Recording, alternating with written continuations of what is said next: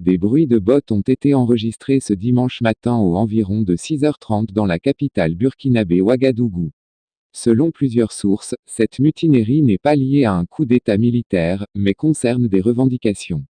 Les riverains du camp Sangoulé-Lamizana, le principal camp militaire de Ouagadougou, se sont réveillés par des rafales de tirs ce dimanche 23 janvier 2022. Aussi, plusieurs autres tirs ont été signalés à Kaya, base aérienne située au centre-nord du pays.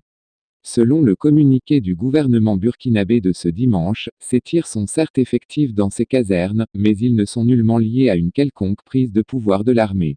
Selon une source sécuritaire relayée par le journal panafricain Jeune Afrique, les tirs entendus au camp Sangoulé-Lazimana seraient liés à une mutinerie.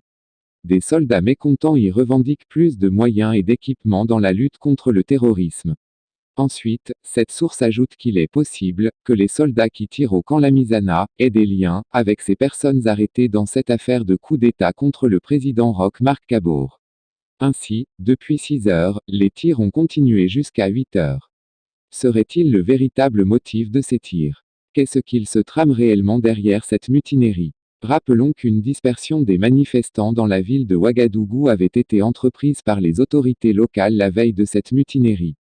Aussi, le camp Sangoulé-Lamizana abrite par ailleurs la maison d'arrêt et de correction des armées, MACA, où sont détenus plusieurs militaires, dont certains officiers de haut rang, comme le général Glibert Diander, ex-chef d'état-major du président Blaise Compaoré.